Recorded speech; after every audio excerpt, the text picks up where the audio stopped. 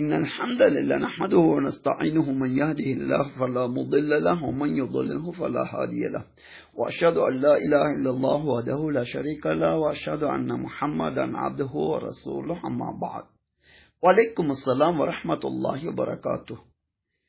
தமிழ் மொழியிலே ஒரு பிரார்த்தனையை கற்றுக் கொடுக்கின்ற பதிவு எழுதப்பட்டுள்ளது. குருடு, குஷ்டரோகம் மற்றும் பாரிசவாதம் என்பவற்றிலிருந்து ஆரோக்கியம் கிடைக்க சுபஹ் தொழுத பிறகு 3 முறை இவ்வாறு ஓதவும் என எழுதி சுப்ஹானல்லாஹில் அஸீம் வ பிஹம்திஹி என்று எழுதப்பட்டுள்ளது. அத்துடன் பின்வரும் துஆவையும் கூறுங்கள் என கூறி அல்லாஹும்ம இன்னி அஸ்அலுக மிம்மா இந்தக என ஆரம்பிக்கின்ற ஒரு பிரார்த்தனை எழுதப்பட்டுள்ளது. இந்த பதிவை முன்வைத்து இதில் கூறப்பட்டது சரியானதா என கேள்வி தொடுக்கப்பட்டுள்ளது. நபியின் பெயரால் இவ்வாறு ஒரு செய்தி முஸ்னத் அஹ்மத் உட்பட இமாம் தபரானி அவர்களுடைய அத்துஆ என்ற நூல் உட்பட பல நூல்களிலே இவ்வாறு ஒரு செய்தி பதிவு செய்யப்பட்டுள்ளது. இது உண்மையான ஹதீஸா என கேட்டால் இல்லை என்பதே அதற்குரிய பதிலாகும். அபு கரீமா என்றொருவர் பசராவை சேர்ந்த ஒரு மனிதரிடமிருந்து நான் இதனை செவிமடுத்தேன் என கூறுகின்றார். நபியின் செய்திகள் எமக்கு கிடைக்கின்ற அதனை அறிவிக்கின்ற அறிவிப்பாளர் வரிசையிலே நம்பகமான, உறுதியான, தொடர்பு அறுபடாத அறிவிப்பாளர்கள் மூலம் கிடைப்பவை மட்டும்தான் உண்மையான ஹதீஸ் ஆகும்.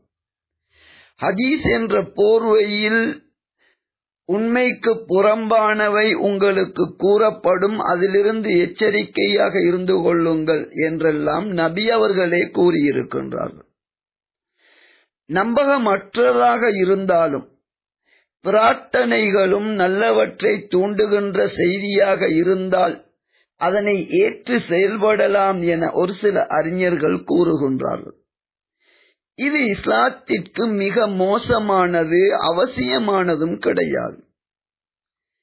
ஏதேனும் ஒன்றை நாம் பிரார்த்திக்க வேண்டும் என்றால் இந்த பதிவிலே கூறப்பட்டது போன்று மனிதனை பெரும் சிரமத்தில் ஆக்குகின்ற நோய்களிலிருந்து விடுபட வேண்டும் என்றால் அதற்கு நபி அவர்களின் பெயரால் சொல்லப்படுகின்ற நம்பகமற்ற வார்த்தைகளைத்தான் நாம் பயன்படுத்த வேண்டும் என்பது கிடையாது.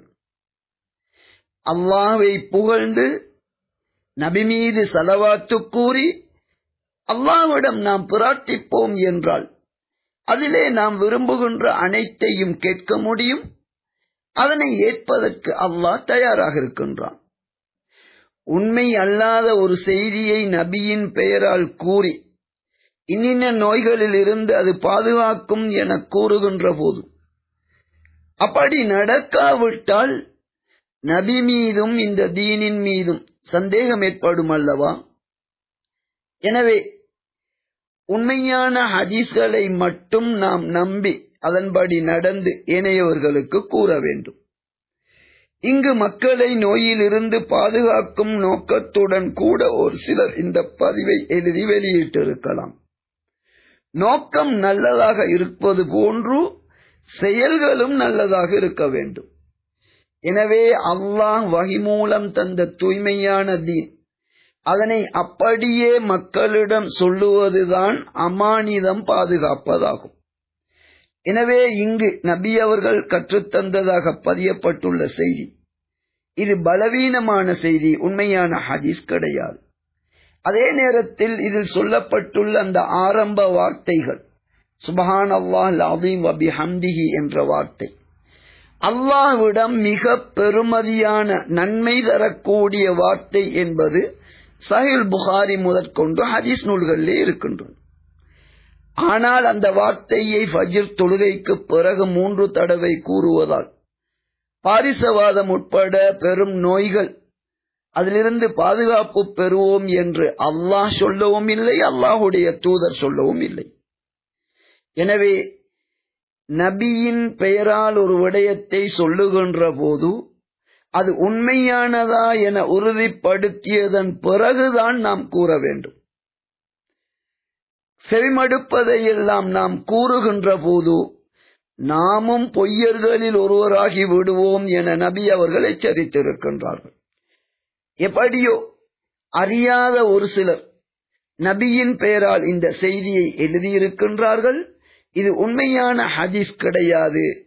இதில் கூறப்பட்ட அல்லாஹ்வை புகழுகின்ற பிரார்த்திக்கின்ற வார்த்தைகளை கூறுவதால் இதிலே குறிப்பிடப்பட்டுள்ள அந்த நோய்களிலிருந்து பாதுகாப்பு கிடைக்கும் என அல்லாஹ் உத்தரவாதம் தரவும் இல்லை, அல்லாஹ்வுடைய தூதர் உத்தரவாதம் தரவும் இல்லை என்பதுதான் உண்மையாகும்.